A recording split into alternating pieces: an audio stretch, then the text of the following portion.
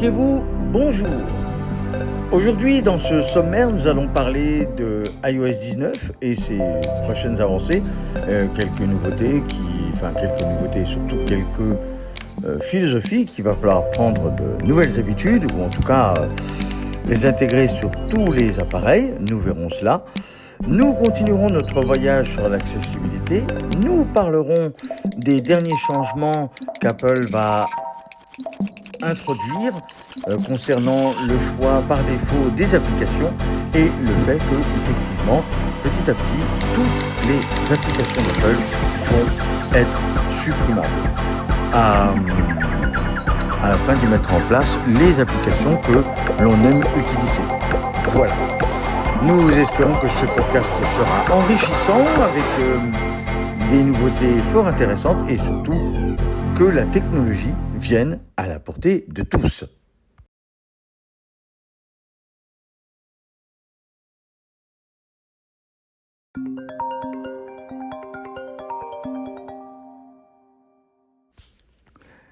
Nous allons commencer aujourd'hui à propos de iOS 19. iOS 19 va pointer le bout de son nez, en tout cas dans sa version de présentation auprès des développeurs, le 9 juin au soir, à 19h, heure de Paris. Mais que va-t-il arriver de cet OS de si nouveau? Alors déjà, avant de parler de l'OS en lui-même, on va déjà voir ce qui n'a pas marché sur iOS 18 et ce qui a marché. Alors, ce qui a marché dans iOS 18, c'est que tout le monde a été dans le fait d'avoir l'intelligence artificielle. Nous avons vu pendant cette période que ce n'était pas si simple que cela, qu'il y a eu des bâtons dans les roues et que cela a mis même Apple en défaut, puisqu'elle nous promettait un Siri plus intelligent, et en réalité, ce Siri intelligent, on va dire ce qui est, il est bête. Ça, c'est une chose. Alors donc, voyons qu'Apple s'est pris les pieds dans le tapis, devait quand même doit produire un effet waouh. Cet effet waouh devrait arriver avec iOS 19, où il risque d'y avoir une refonte de l'interface. Ceci dit, il pourrait y avoir des infos, ou en tout cas des aspects nouveaux. Selon Mark Gurman, ce fameux Mark Gurman qui nous distille les indiscrétions d'Apple, la chose serait la suivante, et alors là, je demande à voir, ça va être assez intéressant. Ce serait que la gestion d'utiliser un iPhone, la gestion d'utiliser un Mac, plutôt de gestion, on va dire la façon d'utiliser un Mac, d'utiliser un iPhone, d'utiliser un iPad, serait à peu près dans la même philosophie selon la plateforme. Alors, on y ajoutera le fait qu'effectivement les gestes VoiceOver vont rester, mais qu'il va y avoir aussi des changements techniques pour qu'on arrive à s'approcher au même gestuel que l'on pourrait avoir de manière intrinsèque. Alors on va bien voir ce que ça va donner effectivement, mais cela va être intéressant parce que on va avoir quelque chose d'uniformisé. Alors ce sera la première approche sera, et à mon avis surtout cosmétique, c'est évident. Tant le Mac et l'iPhone vont avoir besoin de ce côté waouh, mais jusqu'où? Et il va y avoir des dommages collatéraux, et ça, c'est sûr que ces dommages collatéraux risquent de faire très mal.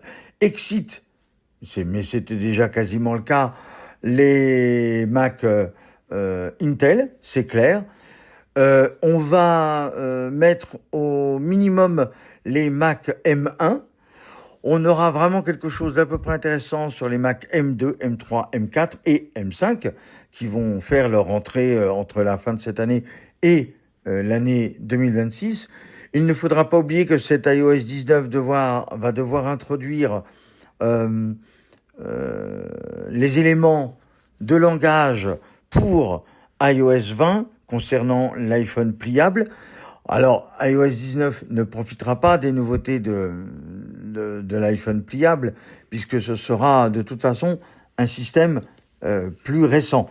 Mais on va commencer à avoir des éléments et ce sera bien intéressant de voir comment ça va se gérer cette histoire. Ça, ce sera la chose. Alors, est-ce qu'il va y avoir des nouveautés, des éléments importants? Nous verrons bien. D'ailleurs, on en sait peu de choses, si ce n'est qu'ils veulent uniformiser la manière dont on veut utiliser un Mac, un iPhone, un Mac, un iPhone, un iPad, et voilà, tout ce petit monde. Est-ce que l'Apple Watch va rester de côté? Non, pas tout à fait, parce que l'Apple Watch, sa version 12, pourrait avoir l'intelligence artificielle, mais un peu, nous aurons une sorte de Google Lens sur l'Apple Watch et on pourra par exemple montrer avec la montre ce que l'on veut qu'elle nous décrive ou ce qu'elle peut faire autour de notre environnement. Donc on verra bien comment cela va se passer. Mais iOS 19 devrait être un moment charnière, voire peut-être délicat, entre les très anciens et ceux qui veulent aller vers l'avant. Voilà, et là on va voir un peu... ça va être un gros risque pour Apple. Alors comment garder ces éléments tout en créant de nouvelles interactions, ça nous le verrons bien. Donc suite au prochain épisode.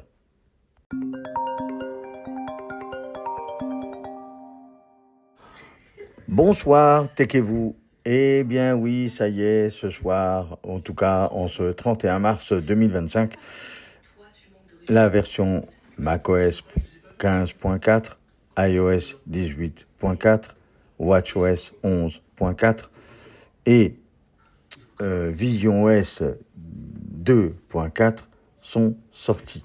On peut y ajouter aussi les HomePod 18.4 et tvOS 18.4.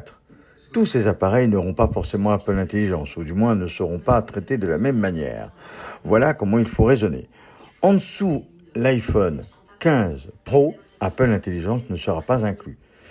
Sur watchOS 11.4, Apple Intelligence n'existe pas. Sur les iPads qui n'ont pas de puce Apple Silicon, il n'y aura pas Apple Intelligence.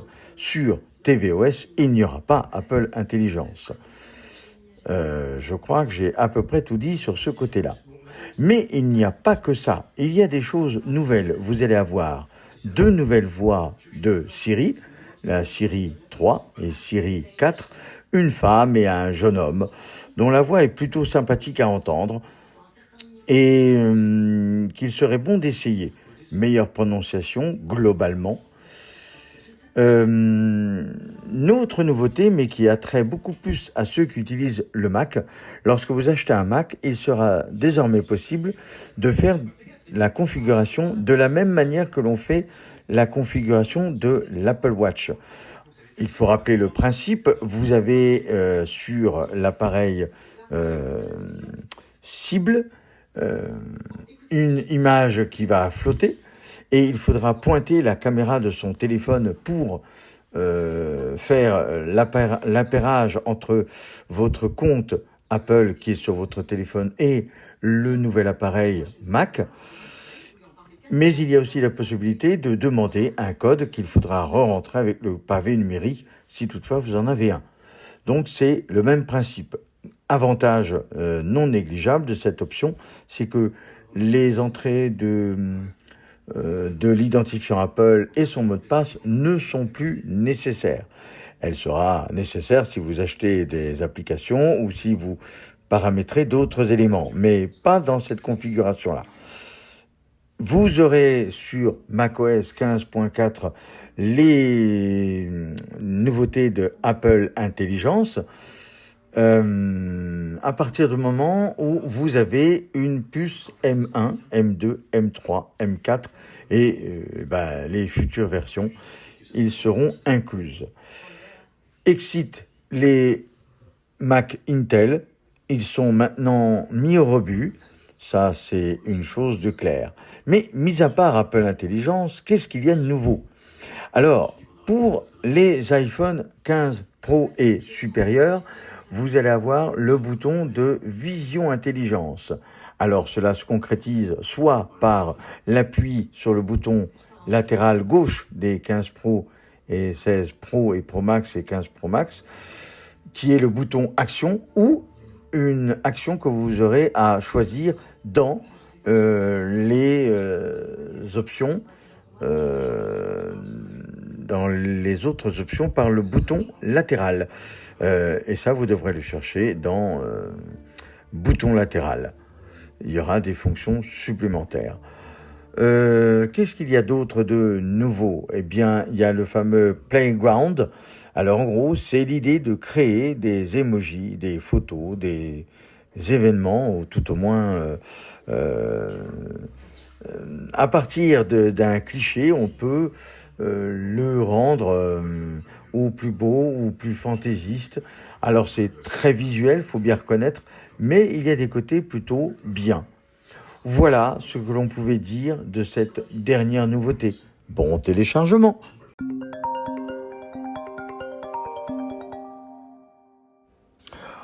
Bonsoir. En plus des nouveautés qui sont arrivées aujourd'hui, comme iOS 18.4, il y a une autre nouveauté qui va plaire à certains et peut-être pas à d'autres, mais nous avons la possibilité maintenant de choisir les applications que nous voulons utiliser en place et lieu des applications installées d'origine par Apple. Alors, il faut savoir que lorsque vous ouvrez votre téléphone, vous avez des applications qui sont installées. Mais au fur et à mesure, il y a d'autres applications que l'on préfère utiliser à la place de celles d'Apple. Que cela soit pour les mails, que cela soit pour les déplacements, que cela soit pour les messages, pour le téléphone. Nous allons voir dans ce podcast comment cela va se passer. Alors, dans un premier temps, on va ensuite, nous allons aller dans énonciation activée. Réglages. Réglages. Données cellulaires. Dans Général. Ou plutôt, nous allons aller, excusez-moi, pas Général. On va tout en bas de l'écran. Page 2 sur 3. Page 3 sur 3. Page 3 sur 3. App. Bouton. C'est là où il y a toute la galerie de vos applications. Vous faites un double tap. Sélection. Index de section. Ajustable. App par défaut. Et vous Gérer avez une les apps section qui par s'appelle défaut de l'iPhone. App Bouton. par défaut. App par défaut. En tête. Gérez vos apps par défaut pour l'iPhone. Y compris les apps que vous préférez utiliser pour ouvrir des liens sur le web, pour envoyer des emails, pour réaliser des paiements sans contact. Et plus encore. Alors, voilà les différentes sections. Il y a installation de l'app. App Store. Bouton. Vous savez que vous pouvez, depuis le début de l'année dernière, au mois de septembre, que l'on peut choisir sa boutique d'applications. Là, ici, vous pourrez changer. Email. Mail. Bouton. Là, vous pourrez choisir, lorsque vous faites un double tap, vous pourrez choisir votre lecteur de mail. Cela peut être Google ou tout à fait autre chose. Mais vous pouvez le changer. Messagerie. Message. Bouton. Ici, c'est la messagerie. Vous pourrez y envoyer des messages, mais aussi recevoir les messages que vous avez l'habitude de recevoir par le biais de messages. Là, vous pourrez par exemple utiliser WhatsApp. Appel. Téléphone. Bouton. Pareil, vous pourrez utiliser une autre application, que ce soit WhatsApp, Zoom, Viber, Signal, Telegram. Ces applications pourront être utilisées en lieu et place de téléphone. Alors, j'attire votre attention sur ces deux éléments, message Messagerie. et Appel. Téléphone. Bouton. Ces deux éléments, ce n'est que pour vous. Si une personne n'est pas abonnée à l'une de ces plateformes, eh bien, cela ne change rien. Elle peut continuer à utiliser les applications qu'elle a d'origine pour elle. Elle recevra un appel sur son application téléphone ou elle recevra les messages dans son application Messages. Filtrage des appels. 2. Bouton. Vous pouvez utiliser un filtreur d'appel comme Bigon ou comme d'autres logiciels du même type. Là, il y en a deux, mais je peux en mettre qu'un. Vous pourrez même choisir ou l'un ou l'autre, ou les deux. Navigation. Google Maps. Bouton. Là, eh bien, c'est la partie déplacement qui est mis. Et donc, là, j'ai mis Google Maps. Navigateur. Arc Search. Bouton. Ça, c'est un autre navigateur. Je peux changer mon navigateur aussi et ne plus utiliser Safari. Traduction. Traduire. Bouton. Alors, à l'heure actuelle, il y a bien Google Traduction, mais on ne sait pas si cela pourrait fonctionner. Normalement, oui, mais pour le moment, cela ne fonctionne pas. Alors, pourquoi ? Mais ça ne serait tardé. Mot de passe et code. Mot de passe. Bouton. Vous pouvez utiliser un autre gestionnaire de mots de passe ici, en choisissant autre chose que mot de passe de l'application iPhone. App sans contact. Wallet. Bouton. En principe, il est prévu que votre banque ou les banques puissent utiliser leur propre application pour effectuer des paiements sans contact. À l'heure actuelle, il n'y en a pas tellement, mais cela ne veut pas dire que ça n'arrivera pas. Clavier. 2. Bouton. Et pour terminer, vous avez des claviers. Alors en fait, en soi, il n'y a pas grand-chose de nouveau. C'est les deux claviers, celui d'origine et le clavier emoji. Voilà. Voilà, et donc il suffit à chaque fois d'aller dans cette section. Alors il faut déjà, dans un premier temps, avoir installé l'application iDouane, et ensuite d'aller dans la section, par exemple si vous avez mis un nouveau navigateur, aller dans Navigateur et choisir le navigateur que vous voulez utiliser par défaut. Voilà. Allez, bonne soirée à tous et que la technologie soit à la portée de tous. Mes mots vocaux. Mes mots vocaux. Mettre en...